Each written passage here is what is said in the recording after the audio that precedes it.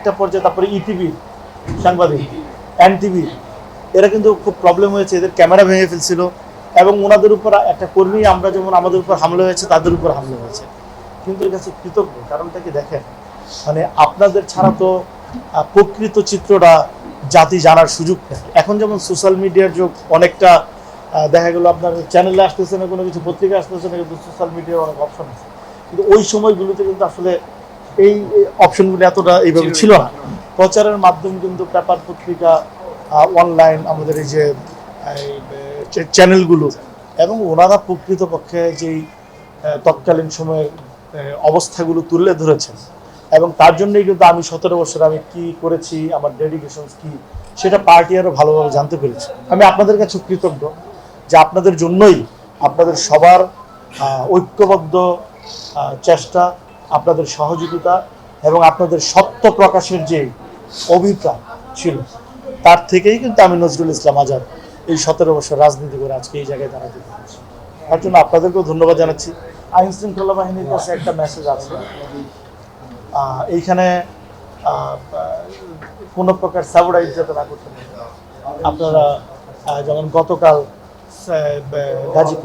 গাজীপুরা বা তার আশেপাশের কোনো কেন্দ্র, আমাদের 2500 প্রপার পৌরসভা, সেখানে কিন্তু একটু কিছু লোকজন একটু সাবরাইজ করতে দিয়েছে। বিএনপির লোকজন পরে এখান থেকে দৌড়ায় দিয়েছে এবং থানাকে, টিএনও অফিসে এটা কমপ্লেনও করে দিচ্ছে।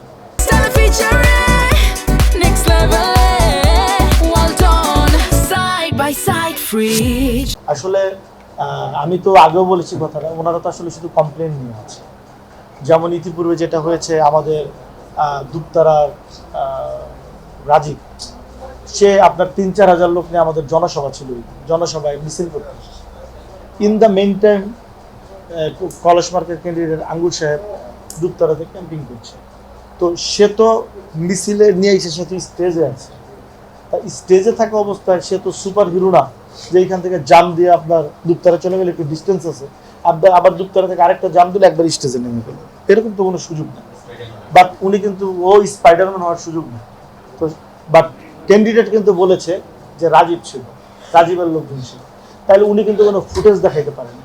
সোশ্যাল মিডিয়ার যুগ এখন, আপনি বুঝুন, অল্প ঘটনা ঘটলে একটা ফুটেজ একটা ভাইরাল হয়ে যাচ্ছে, এটা হচ্ছে, কিন্তু ওনারা এরকম কিছু না, কিন্তু ব্লেম করছে। তো অ্যাকচুয়ালি আমি বুঝতেছি না, ওনাদের ওয়ার্ক থেকে আমি দেখলাম যে ওনারা ব্লেমের রাজনীতি বেশি করছে, শুধু অভিযোগ করছে। জামাতেরও সেম অবস্থা, জামাতের আমিরের বাড়ি আমাদের মানচিত্র, আমি ওনাকে দীর্ঘদিন চিনি, আমি ওনার ব্যাপারে আসলে কমেন্টস করতে চাই। আমার সাথে সামনাসামনি দেখা হলে ওনার সাথে খুব ভালো সম্ভব, কিন্তু ওনারা যেসব কমপ্লেনগুলো দিয়েছে, যেমন ওনারা কমপ্লেন দিতে গিয়ে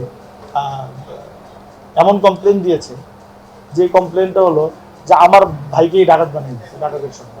তা আমার ভাই হলো একটা গ্রুপের এমডি, আমার ভাই কালবেলা পত্রিকার ডিরেক্টর, আমার ভাই আরও 2-1টা গণমাধ্যমের সাথে আছে, ন্যাশনাল আছে, এবং সে একটা রিপোর্টের ভালো ব্যবসা। তো একটা মানুষকে আপনার কাকে কি বলতে হবে, 2,500 লোকজন তো আমাদেরকে চিনে, উনি তো আমার পাশের এলাকায় বাড়ি, এই এলাকার লোকজন আমাদেরকে চিনে। তো একটা অভিযোগ আপনারা করবেন, অভিযোগের মধ্যে তো একটা মানে থাকতে হবে, গ্রহণযোগ্যতা সামঞ্জস্য না, সামঞ্জস্য যদি না থাকে সেখানে তো আপনাদের ক্রেডিবিলিটি লস। তো এরা এই কাজগুলো করছে। বিএনপির মনে করেন থানা বিএনপির প্রেসিডেন্ট ইউসুফ আলী মেম্বার থেকে ধরে, ইউসুফ আলী মেম্বার জাগদল থেকে বিএনপি, সে বয়স্ক মনে হয় 73 বা 74, তাকে সহ সব লোককে ডাকাতের সর্দার বানায় দিচ্ছে, সব লোককে উল্টাপাল্টা কমপ্লেন দিচ্ছে। তাহলে ওনারা কি করছে আমরা তো জানি। তো 71 ওনাদের ভূমিকা কি ছিল সেটাও কিন্তু জানি, ওনার ভূমিকা কি ছিল। আমি কিন্তু ওনার বাড়ি বান্টি, আমার বাড়ি পাঁচকড়ি, আমরা কিন্তু তাও জানি। আমি কাউকে ছোট করে কথা বলতে চাই না, আমি সেই দিকে যেতেও চাই, কিন্তু আমি এটা বলতে চাই, আপনারা সত্যের পথে চলেন, সত্য বলতে শিখেন, মাথায় রাখবেন honesty is the best policy. যে সুমন, খসরু সাহেবের ছেলে, সুমনের ম্যানেজার এবং আঙ্গুরের ম্যানেজার, তারা ওইসব টাকা দিচ্ছে বিভিন্ন, ঠিক আছে। তো তারা টাকা দিচ্ছে, এই বিষয়গুলো তো আমাদের ইয়ে থেকে তো আমরা রিটার্নিং অফিসারের কাছে কমপ্লেন করেছি, আমরা থানায় জানিয়েছি। ইভেন দো আপনার এখানে যে আর্মি আছেন, সেনাবাহিনী, আমি তাকে আমার মোবাইল থেকে আমি সেন্ড করেছি। তো এখন ওনারা তো শুধু বিএনপির নেতাকর্মীকে খুঁজে, বিএনপির নেতাকর্মীকে না খুঁজে অ্যাকচুয়ালি দুর্বৃত্তকারীদের খুঁজলে আমার মনে হয় ভালো। কারণ হলো এইখানে আপনার কোনো তৈরি না করে কোনো আতঙ্ক মানুষের মধ্যে, সাধারণ ভোটারদের মধ্যে আতঙ্ক তৈরি করে কোনো লাভ নাই। আমি মনে করি আইন শৃঙ্খলা বাহিনীর লেভেল প্লেইং ফিল্ড যেটা বলে, সেনাবাহিনী থেকে ধরে আমাদের সকল প্রকার আইন শৃঙ্খলা বাহিনী, তারা হলো জনগণের সেবক, তারা জনগণেরকে নিয়েই তাদের। আমি মনে করি আমরা যারা ইলেকশন করতেছি, আমরা সবাই, আমি ধানের শীষ, জামাত ইসলামী, কলসি, হাত পাখা, চাট, যারাই আছে কাস্তে, সবার জন্য লেভেল ফিল্ড অবস্থাটা থাকুক, সবার জন্য একই অবস্থা থাকুক।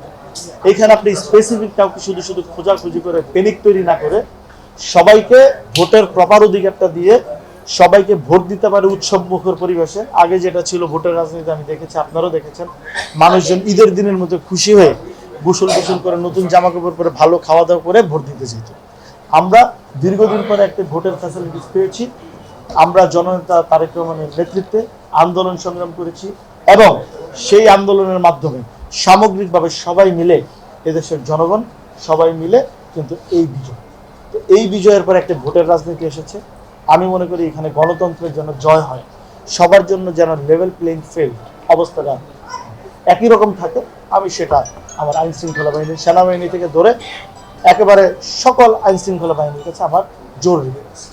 তা আমি শুনতেছি আমার বিভিন্ন জায়গা থেকে, আমার বিভিন্ন নেতাকর্মীদের মেসেজ আসতেছে যে অনেককে খুঁজতেছে, যে ওইখানে বিএনপির প্রেসিডেন্টকে খুঁজতেছে। তো এরকম তো বিএনপির প্রেসিডেন্ট, সে তো আর সন্ত্রাস না। স্পেসিফিক বিএনপির প্রেসিডেন্টকে খুঁজলে ওইখানে জামাতের প্রেসিডেন্টকেও খুঁজো। সেখানে কলসির সাথে যারা আছে তাদের কলসি ওপেন টাকা দিচ্ছে, সেই টাকার ভিডিও চলে আসছে, তা ওনাদের ভূমিকা কি, ওনারা কি করছে? আমি তো এইখানে তো আমি মনে করি যে এই যে কলসির যে ব্যাপারটা ঘটেছে আপনারা নিজেরা দেখেছেন, টাকা দিচ্ছে জামাত, বিভিন্ন জায়গায় টাকা দিচ্ছে। আমরা তো টাকার রাজনীতি করি না, আমরা নিজের খায় ধানের শেষ করি। আমাদেরকে জননেতা তারেক রহমান টাকার রাজনীতি করার শিক্ষা দেয়নি। আমরা তো 17 বছর আমরা আন্দোলন সংগ্রাম করতে করতে আমরা অনেক টাকা নিয়ে বসে নেই, আমরা জনগণের ভালোবাসা, আন্তরিকতা নিয়ে আছি। তো আমার কথাটা আমি বলতে চাই যে যারা টাকা দিচ্ছে, সেনাবাহিনীর তো ওই জিনিসটা দেখা উচিত যে এই যে টাকা দিচ্ছে এটা তো নির্বাচনকে বিতর্ক করার একটা ব্যবস্থা, এটা তো ওনার স্টেপ নেওয়া উচিত। এইখানে আমি আপনাকে বলি, আঙ্গুর সাহেবের সাথে সিরাজ নামে একটা লোক ধরে, সে ডাকাতের সর্দার, সে বক্তৃতায় বলতেছে হাত কেটে ফেলবে, বলছে একটা লোক হাত কেটে ফেলবে, সেটা ভাইরাল হচ্ছে, তার ব্যাপারে স্টেপ নিচ্ছে না কেন? মানে ওনারা কি কিছু দেখছে না? ওনাদের তো এক চোখ দিয়ে দেখলে হবে না, সবাইকে সমান চোখে দেখতে হবে। সবাইকে সমান চোখে দেখলে অবাধ, সুষ্ঠু, নিরপেক্ষ নির্বাচন সম্ভব।